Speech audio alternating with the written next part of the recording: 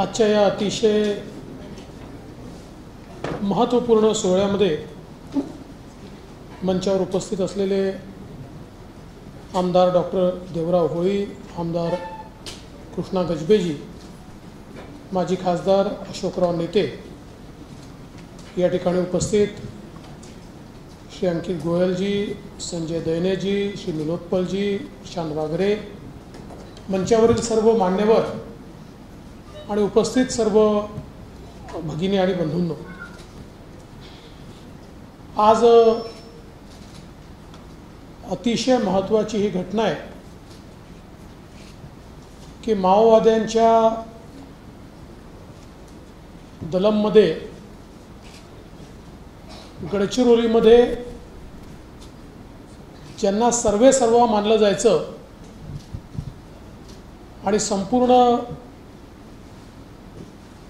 या विषयाचे जे प्रमुख होते असे श्री गिरधर आणि त्यांच्या पत्नी या दोघांनीही आज आत्मसमर्पण केलं आहे आणि यापुढे भारतीय संविधानाच्या अनुरूप आम्ही सामान्य नागरिकाप्रमाणे जगू अशा प्रकारचा संकल्प केला आहे। मी आत्मसमर्पित आता माजी माओवादी म्हणावं लागेल अशा गिरधर आणि त्यांच्या पत्नीचं खूप मनापासून या ठिकाणी अभिनंदन करतो आणि विशेषतः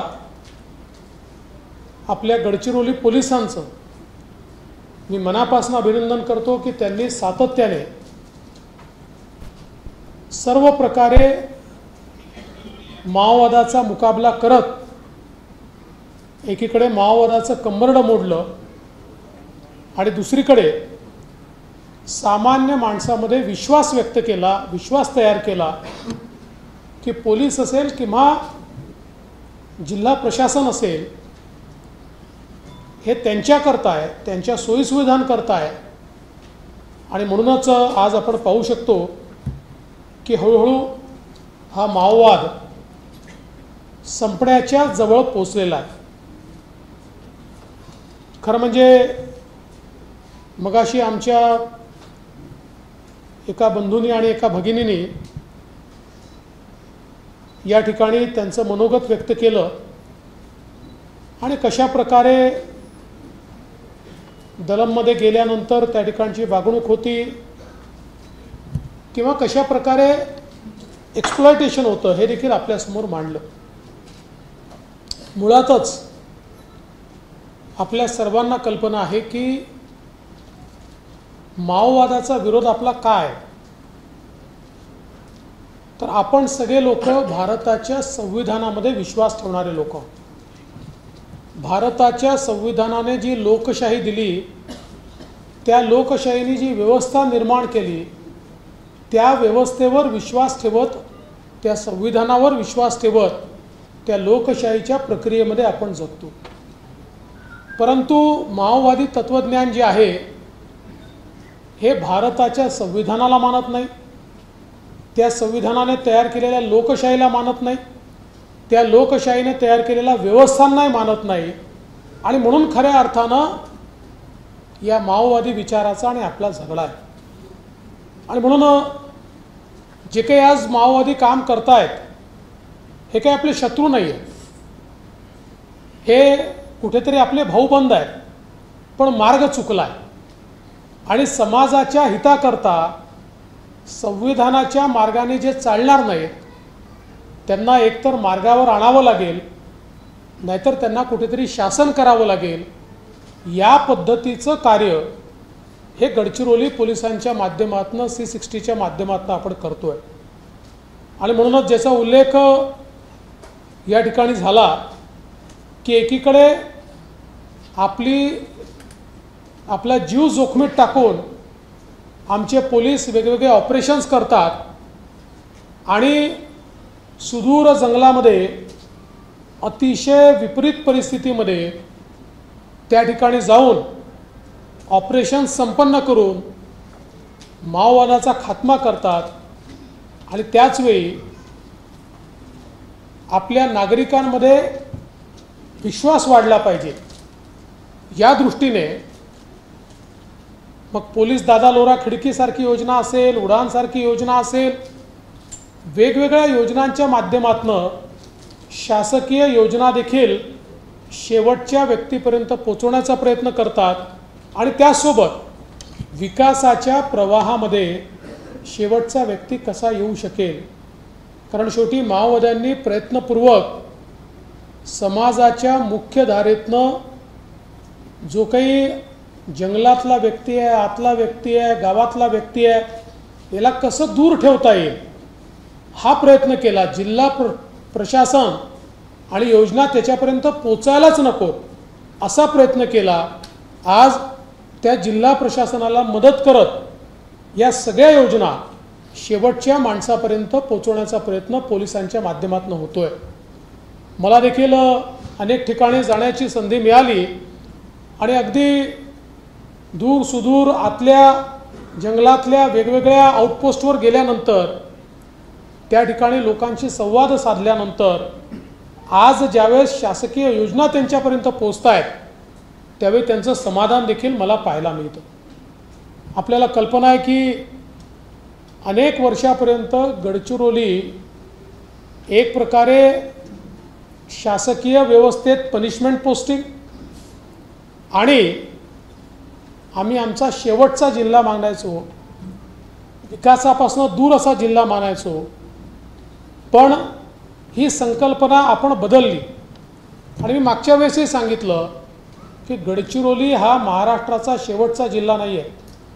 गडचिरोली हा महाराष्ट्राचा पहिला जिल्हा आहे. महाराष्ट्र इथनं सुरू होतो. त्यामुळे महाराष्ट्र जर इथनं सुरू होत असेल तर या जिल्ह्याचा विकास हा अत्यंत महत्त्वाचा आहे. आणि आपण बघितलं असेल 15 ते 19 जेव्हा मला संधी मिळाली त्याही काळामध्ये किंवा उपमुख्यमंत्री आणि जिल्ह्याचा पालकमंत्री म्हणून या जिल्ह्याच्या विकासाचा प्रयत्न मी असेन, आपले मुख्यमंत्री एकनाथराव शिंदेजी असतील, आम्ही सातत्याने केला. आज मोठ्या प्रमाणात केंद्र सरकारच्या मदतीने मोबाईल कनेक्टिव्हिटी असेल, रस्त्यांची कनेक्टिव्हिटी असेल, पुलांचं बांधकाम असेल, वेगवेगळ्या प्रकारे कम्युनिकेशनच्या सिस्टीम असतील, या मोठ्या प्रमाणात उभा करण्याचा प्रयत्न आपण केला. ही गोष्ट देखील खरी आहे की याची गती ही कदाचित कुठे कमी आहे, कुठे जास्त आहे, पण याची सुरुवात मात्र मोठ्या प्रमाणात झाली आहे आणि त्यातनं एक कनेक्टेड अशा प्रकारचं हे संपूर्ण हा जिल्हा करण्याचा प्रयत्न आपण करतोय. कारण जोपर्यंत कनेक्टिव्हिटी पोचणार नाही तोपर्यंत योजना पोचणार नाही. एक रस्ता जेव्हा गावात जातो त्यावेळी त्या गावामध्ये शिक्षणही पोचतं, आरोग्यही पोचतं, वेगवेगळ्या योजना देखील त्या ठिकाणी पोचतात आणि गावातल्या लोकांना रोजगाराची संधी देखील त्याच रस्त्यामुळे मिळते. आणि म्हणून अशा प्रकारच्या सगळ्या कनेक्टिव्हिटी या मोठ्या प्रमाणात करण्याचा प्रयत्न हा या ठिकाणी आपण करतो. यासोबत या जिल्ह्यामध्ये मोठ्या प्रमाणामध्ये उद्योग यावेत, आमच्या तरुणाईच्या हाताला काम मिळावं, त्यांना प्रशिक्षण मिळावं, त्या माध्यमातून त्यांना रोजगाराच्या नवनवीन संधी मिळाव्या, त्यांना योग्य शिक्षण मिळावं, त्या शिक्षणानुरूप संधी त्यांना याच जिल्ह्यामध्ये मिळाव्यात, अशा प्रकारचा प्रयत्न आपण सुरू केला. आज मला आनंद वाटतो की खूप मोठ्या प्रमाणात औद्योगिक क्षेत्रातलं इन्व्हेस्टमेंट हे देखील येत आहे. कालच आता एक बैठक झाली आणि या ठिकाणी काही प्रकल्पांच्या संदर्भात त्या ठिकाणी चर्चा झाली. मला असं वाटतं की आज माओवाद कमी झाल्यानंतर जो उद्योजक आहे त्याला देखील असं वाटतं आहे की आपण इथे उद्योग उघडला पाहिजे. त्याच्याही मनामध्ये सुरक्षिततेची भावना तयार झाली आहे आणि त्यामुळे आमच्या तरुणाईच्या हाताला काम हे मिळालं पाहिजे असा आपला प्रयत्न हा या ठिकाणी सुरू आहे. आणि मला विश्वास आहे आमचे मुलं मुली जे आहेत यांच्याकरता खूप मोठ्या प्रमाणात रोजगाराच्या संधी या गडचिरोलीमध्ये आपण तयार करणार आहोत.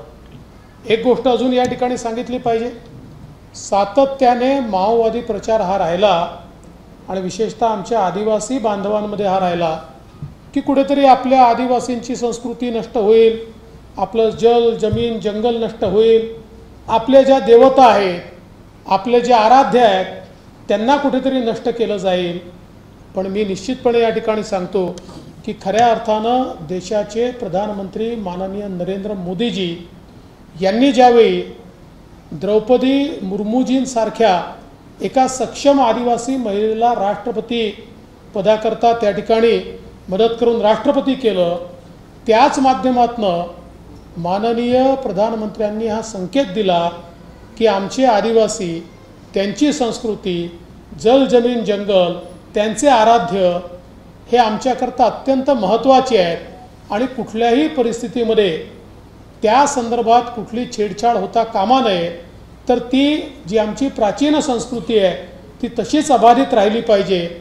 आणि आज मला असं वाटतं की आपण पाहतोय की मोदीजींच्या नेतृत्वामध्ये अगदी आमच्या ज्या आदिम जमाती आहेत या आदिम जमातींकरता देखील 24,000 कोटी रुपयाची योजना मोदीजींनी सुरू केली आणि ज्या आदिम जमातींपर्यंत विकास पोचला नव्हता, आज मोदीजींच्या माध्यमातून तो विकास देखील त्या ठिकाणी पोचतोय. आणि म्हणून मला असं वाटतं की ही जी सगळी काही विकासाची आपली प्रक्रिया आहे या प्रक्रियेच्या माध्यमातून खऱ्या अर्थानं शेवटच्या माणसाला मुख्यधारेमध्ये आणण्याचं काम आपण करतोय. आज आपण ही गोष्ट, मला अतिशय आनंद आहे की आपण पुनर्वसन जे आहे, जे माओवादी आहेत आणि ज्यांनी आत्मसमर्पण केलं आहे त्यांचं पुनर्वसन योग्य प्रकारे झालं पाहिजे हा आपला प्रयत्न आहे. आणि त्यातनं ते पुनर्वसन होत आहे. कोणाला घरकुलाची आवश्यकता आहे ते घरकुल मिळत आहे, त्यांना मदत मिळते आहे, त्यांना प्रशिक्षण मिळतं आहे. शेवटी मला असं वाटतं की यामुळे अजूनही जे भटकलेले आहेत त्यांनाही निश्चितपणे प्रेरणा मिळेल की आपणही मुख्यधारेमध्ये गेलं पाहिजे आणि भारताच्या संविधानानुरूप आपण या ठिकाणी जगलं पाहिजे. मला विश्वास आहे की ज्या प्रकारे आमच्या C-60नी, आमच्या गडचिरोली पोलिसांनी सातत्याने शौर्य दाखवलं आणि शौर्यासोबत त्याला एक सामाजिक अशा प्रकारचा टच देखील ठेवला. शेवटी पोलीस हे एक शिस्तबद्ध दल आहे, पण त्या शिस्तीसोबत एक संवेदना देखील ज्यावेळेस तयार होते त्यावेळेस शिस्त आणि संवेदना मिळून खऱ्या अर्थानं सामान्य माणसाच्या मनामध्ये एक आदराची भावना निर्माण होते. आणि तीच भावना आपण तयार करू शकल्यामुळे आज या ठिकाणी इतके मोठे जे माओवादी आहेत त्यांनी आत्मसमर्पण केलेलं आहे. म्हणजे आपण जर विचार केला तर ज्यांच्यावर 25 लाखाचं बक्षीस होतं किंवा पत्नीवर 16 लाखाचं बक्षीस होतं, 25 लाखाचं बक्षीस ज्यांच्यावर होतं, ज्यांना पकडण्याकरता आज त्यांनी आत्मसमर्पण केलं आहे आणि शासनाने त्यांना 25 लाख रुपये दिलेले आहे की तुम्ही चांगलं जीवन जगा, सामान्य माणसापर्यंत प्रमाणे जीवन जगा आणि भारतीय संविधानाच्या अनुरूप जीवन जगा. मला असं वाटतं की हा जो काही बदल आहे त्यांच्या जीवनामधला, आणि मगाशी आमच्या एका भावाने सांगितलं कशा प्रकारे खोट्या गोष्टी सांगून, खोटी स्वप्न दाखवून त्या ठिकाणी माओवादी आपल्या दलममध्ये सम्मिलित करून घेतात आणि मग कसं शोषण करतात. जे वरिष्ठ आहेत ते त्या ठिकाणी सगळ्या प्रकारे उपभोग घेतात, पण जो सामान्य स्वतःच्या जीवावर खेळतो त्याला मात्र उपेक्षित राहावं लागतं. हे जे विदारक सत्य आहे हे हळूहळू सगळ्यांच्या लक्षात आलं आहे. आणि म्हणूनच गेल्या 4 वर्षामध्ये गडचिरोली जिल्ह्यातनं एकही आमचा तरुण किंवा तरुणी माओवादी या ठिकाणी झालेले नाही, भरतीमध्ये गेलेले नाही. आता या जिल्ह्यामध्ये माओवाद्यांना भरती करण्याकरता कोणीच मिळत नाही.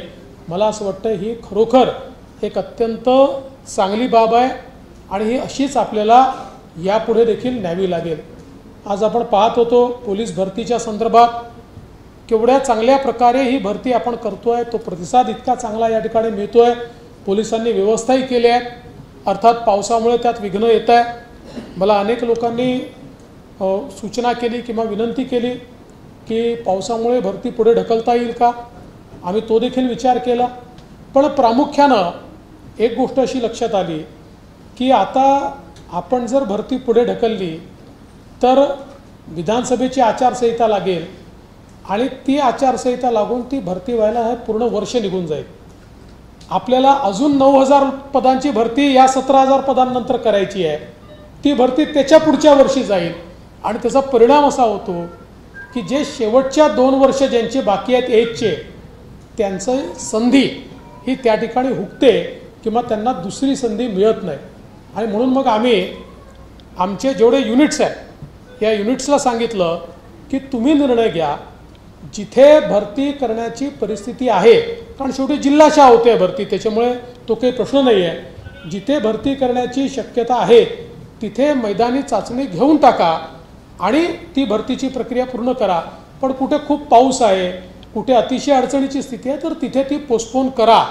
त्यामुळे मला असं वाटतं की या संदर्भातही कोणाच्या मनामध्ये शंका असण्याचं कारण नाही. त्या आमच्या तरुणांच्या हिताकरताच आपण हा निर्णय घेतला की 1 वर्ष, कारण मागचे 4 महिने आचारसंहितेमुळे किंवा या इलेक्शनमुळे मागचे 2-2.5 महिने आपले जवळपास त्याच्यामध्ये गेले आणि त्या काळात भरती करता आली नाही. तर जे लोक अगदी शेवटच्या एजमध्ये आहेत त्यांचं मोठं नुकसान या ठिकाणी होऊ नये या दृष्टीने ही सगळी प्रक्रिया आपण राबवली आहे. पण मला अतिशय आनंद आहे की गडचिरोलीमध्ये तर आपण जिल्ह्यातल्याच तरुणांना त्या ठिकाणी पोलीसमध्ये भरती करतो, बाहेरच्या लोकांना आपण घेत नाही.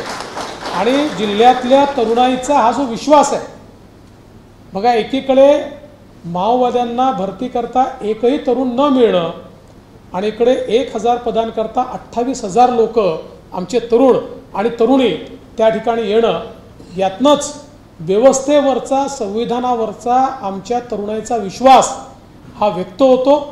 आणि म्हणून अतिशय पारदर्शी पद्धतीनं ही सगळी भरती प्रक्रिया आपण पूर्ण करू. आणि मला विश्वास आहे की जे तरुण तरुणी पुन्हा एकदा पोलीस दलात सम्मिलित होतील ते सेवा करण्याकरता, शासन करण्याकरता नाही तर सेवा करण्याकरता या ठिकाणी निश्चितपणे उत्तम काम करतील. मी पुन्हा एकदा आत्मसमर्पित जे दाम्पत्य आहे त्यांचं मनापासून अभिनंदन करतो. आमच्या समोर बसलेले त्या योजनेतले इतर जे लाभार्थी आहेत ज्यांनी आत्मसमर्पण केलं आणि आता आपलं जीवन योग्य प्रकारे जगतायत त्यांचंही मनापासून अभिनंदन करतो. या ठिकाणी त्यांचे कुटुंबीय आहेत त्यांचंही अभिनंदन करतो. आणि आमचे पोलीस की ज्यांच्यामुळे खऱ्या अर्थानं हे सगळं घडतं आहे त्यांचंही मनापासून अभिनंदन करतो. आणि त्याचसोबत आमच्या मीडियाचंही अभिनंदन करतो, कारण सातत्याने गडचिरोलीतल्या समस्या, गडचिरोली पोलिसांनी जे चांगलं काम ते करतात, प्रशासन जे चांगलं काम करतं ते देखील तुम्ही समाजासमोर आणता. तुमच्यामुळे गडचिरोलीची जी खराब झालेली प्रतिमा होती, लोकांना माहितीच नव्हतं की गडचिरोली इतकं बदललेलं आहे, ती चांगली प्रतिमा तुमच्यामुळे गडचिरोलीची हळूहळू लोकांमध्ये जाते. त्याबद्दल तुमचे देखील मी आभार मानतो आणि माझे 2 शब्द संपवतो. धन्यवाद. जय हिंद, जय सेवा, जय महाराष्ट्र. एबीपी माझा, उघडा डोळे बघा नीट.